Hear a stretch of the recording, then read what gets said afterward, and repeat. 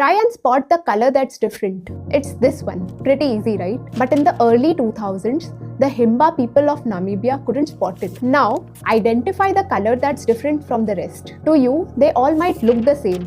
But Himba people were quick to point out the shade of green that's different. It's this one. This is because they didn't have a word for blue, but had many words for different shades of green than we do in English. This is the Himba color experiment. When you don't have a word for something, your mind struggles to see and process it. Now, start thinking about words like freedom, rebellion, and truth. If I delete those words from your dictionary, do you lose the ability to fight for them? We tend to think that language is merely a tool for us to describe the world. But according to the Sapir-Whorf hypothesis, language is the lens itself. If your lens is tinted red, the world will look red to you. If your lens is low resolution, the world will look blurry. So what happens when a government, a dictator, or a biased society decides which words you are allowed to learn? They could predetermine what you're capable of thinking. And these 3 books show us how language can be weaponized. The first book is George Orwell's 1984. Most people think it is about surveillance, but the real horror is its dictionary. The citizens of Oceania were only allowed to communicate in Newspeak, a controlled language approved by its totalitarian government. Newspeak didn't have words like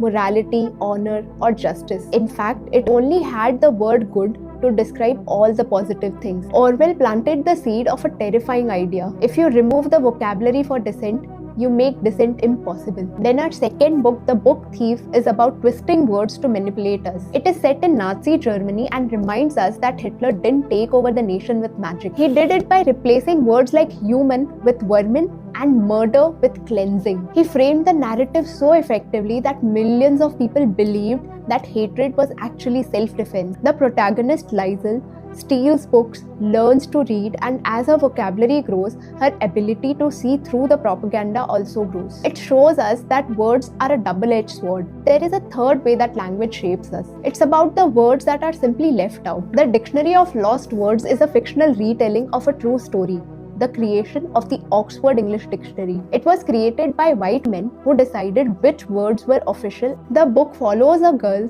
who collects the words that these men threw away. Because these words weren't in the dictionary, society pretended those experiences didn't matter. If we don't have a word to describe our specific struggles, we feel invisible. We need words to make a reality real. So why do these books matter to you? Because we are living in a time where our vocabulary is shrinking again. I want you to read these 3 books and as many other books as you can to arm yourself, because a mind with limited vocabulary is a prison.